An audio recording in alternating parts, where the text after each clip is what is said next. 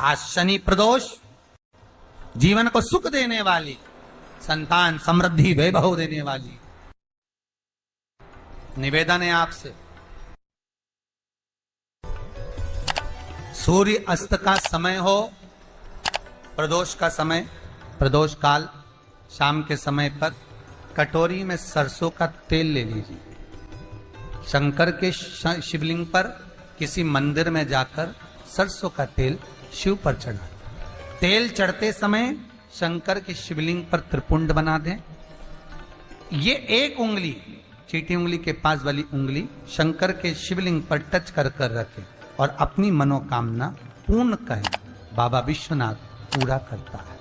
भगवान शंकर के द्वार पर स्वयं शनि महाराज आज मिलने के लिए, और जितने ग्रह नष्ट देने वाले हैं, कारक ग्रह हों, बेकार वृत्ति वाले हों, वो सब आज शनि सबके दोष मिटा देता है। शंकर भगवान के मंदिर में आज शनि प्रदोष के दिन, मंदिर में नहीं तो घर में अगर शंकर का शिवलिंग है तो एक दिया अवश्य लगाओ। शनि महाराज जीवन का सुख प्रदान करेंगे, आनंद। शनि प्रदोष, मान लो कोई व्यक्ति पैसे खाकर चले गया, नहीं दे रहा है, तो शास्त्र कह रहा है भगवान शंकर के मंदिर में शमी का पत्र, शमी का पत्ता, शमी पत्र, शंकर के मंदिर में काली तिल्ली के साथ में शमी पत्र, शनि प्रदोष। शनिवार की प्रदोष संतान का सुख देती है, और रविवार की प्रदोष जो काम दुनिया में कोई नहीं कर सकता वो अचूक फल की प्राप्ति रविवार की प्रदोष करा देती है। महाराज ऐसी प्रदोषों का नियम वर्णन किया चाहिए। भगवान कहते ठीक है, तू थोड़ी देर खड़ी हो। एकादशी सम्मुख खड़ी हुई, पार्वती जी ने जिस अंगुष्ठ का जल पीने के लिए लिया था हाथ में, बस पीने ही वाली थी, शंकर भगवान ने वही हाथ में जल लेकर एकादशी के हाथ में उसको देकर कहा, ले, ये मेरे द्वारा निर्मित एक व्रत है जिसे त्रयोदशी के दिन तूने मांगा है, मैं तुझे देता हूँ। आज इस व्रत का फल मैं तुझे प्रदान करता हूँ। अब तू जिस जीवात्मा को लेकर जाएगी उसका पाप प्रबल नहीं होगा। किसी स्त्री, पुरुष, बालक, बुजुर्ग जो भी होगा जिसने प्रदोष का व्रत करा होगा, वो जीवात्मा को तू किसी फल की कामना से नहीं, स्वतः ही लेकर चली जाए। उसमें कोई कामना नहीं है। बन सके जीवन में 11 प्रदोष या 26 प्रदोष करने के बाद आप उसका उद्यापन कर कर विराम भी दे सकते। पर जीवन में एक बार प्रदोष का व्रत मौका मिले, जिस कामना से, जिस दिन का भाव आपके मन में आए कि मुझे रोग से मुक्ति पाना है तो ये प्रदोष मुझे करना है, मैं और रोग मुक्ति के लिए हम मंगल, जो भी आपके मन में आ रहा है, संतान प्राप्ति के लिए शनिचरी प्रदोष, आप उसका स्मरण करें। फिर लिखा शिव महापुराण में, बड़ा सुंदर लिखा वेदव्यास जी ने, मान लो आप प्रदोष का व्रत नहीं कर सकते, आप अगर व्रत नहीं कर सकते तो प्रदोष के दिन, प्रदोष काल में शाम के पहले बात करता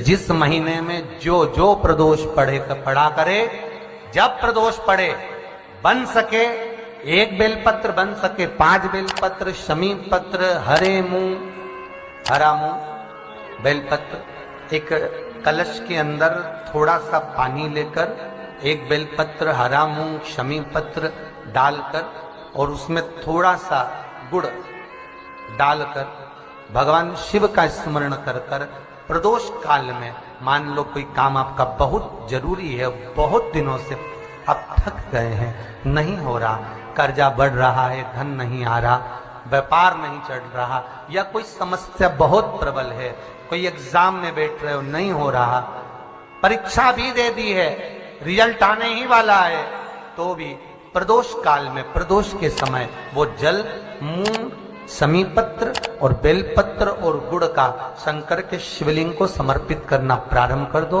2 या 3 प्रदोष करोगे, बाबा आपकी मनोकामना शीघ्र पूर्ण कर देगा। 2 या 3 करो, बाबा करेगा। प्रदोष व्रत करने वाले को भोजन नहीं करना चाहिए। ध्यान दीजिए, फलाहार करो, उसमें भी नमक का सेवन मत करो। प्रदोष व्रत में नमक का सेवन वर्जित होता है। कारण, क्या कारण होता है? उसका एक कारण माना गया, नमक की वर्जितता। जिस समय पर एक नगर में एक ब्राह्मणी रहती थी, बहुत भाव से सुनिएगा, प्रदोष व्रत, नमक को त्यागने का भाव। प्रदोष व्रत की किताब में भी मिल जाएगा आपको, आप पढ़ेंगे तो सुना होगा आपने। एक ब्राह्मणी रहती थी एक नगर में, उसका पति नहीं था। छोटा सा बालक एक साथ में रहता, छोटा सा बालक। अब ब्राह्मण के घर की धर्म पत्नी है। ब्राह्मण कर्मकांड करने वाला, पूजन करने वाला, पाठ करने वाला, अनुष्ठान करने वाला, पूजन करने वाला, मंत्र जाप करने वाला, भगवत भक्ति में डूबने वाला। ब्राह्मण तो चले गया, ब्राह्मणी बच्चे के साथ रह रही। क्या करे वो? अकेली निवास कर रही है, अकेली रह रही है। और ब्राह्मणी बच्चे के साथ भ्रमण करती रहती, घूमती, कहीं कहीं दर दर जाकर कुछ भिक्षा को मांग कर लेकर आ जाती। और भिक्षा लाने के बाद में उस भिक्षा को जब लेकर आती तो अपने बच्चे को भी खिलाती और स्वयं भी उसका पान करती। एक दिन ब्राह्मणी भ्रमण करते करते प्रदोष काल के समय पर शिव मंदिर में प्रवेश करी। प्रदोष काल के समय पर और शंकर मंदिर में जब प्रवेश करा, प्रदोष काल किसको कहते हैं? सूर्य अस्त हो रहा हो, रात्रि प्रवेश कर रही हो, दोनों का जब मिलन हो रहा हो वो प्रदोष काल कहलाता। दोनों का जब मिलन, सूर्यास्त हो रहा हो, रात्रि अपना चरण बढ़ाने के लिए आगे बढ़ रही हो और दोनों का जब मिलन हो रहा है, वो प्रदोष काल है, वो प्रदोष का समय है। ब्राह्मणी मंदिर में प्रवेश कर रही। जब ब्राह्मणी मंदिर में प्रवेश करी, मंदिर के अंदर पहुंची, प्रदोष काल का समय था, प्रदोष का समय चल रहा था। और प्रदोष काल के उस समय में, प्रदोष काल के उस समय में जब ब्राह्मणी ने देखा कि कोई भगवान की भक्ति में लगा हुआ है, भगवान के रस तत्व में डूबा हुआ है। आज ब्राह्मणी के पास में कुछ पदार्थ नहीं है, अपने बच्चे का पेट भरने के लिए कोई सामग्री नहीं है, और कुछ आस लेके वो प्रवेश करिए, कुछ आस लेकर वो अंदर प्रवेश कर जाती है। जब भगवान शिव की आराधना में डूबी हुई है, आराधना कर रही है, ये कुछ पाने के लिए चली गई, ये कुछ पाने के लिए गई। और इसके मन में आया कि मैं कुछ, मुझे भोजन का कोई पदार्थ मिल जाए, मुझे कुछ भोजन मिल जाए, और जब मुझे भोजन मिल जाएगा तब मैं जो पाऊंगी अपने बच्चे को भी पाऊंगी। पर जिस मंदिर में वो प्रवेश करी थी, जहां पर नारी पूजन कर रही थी शंकर की प्रदोष काल में, वहां पर पड़ी हुई कुछ वस्तु को इस ब्राह्मणी ने मांग लिया। मेरे बालक को बहुत भूख लगी है, मेरा बच्चा बड़ा भूखा है, इसके भोजन के लिए थोड़ी सी सामग्री दे दीजिए, इसके भोजन के लिए थोड़ा सा कुछ रस तत्व दे दीजिए। उसने उठाया थोड़ा सा पदार्थ, कुछ जो उसके पास में था वो दिया। जब दिया तो ओम नमः शिवाय, श्री शिवाय नमस्तुभ्यम। स्वागत है आपका शिव महापुराण उपाय में। तो दोस्तों आज हम बात करने जा रहे हैं शनिवार के उपाय के बारे में।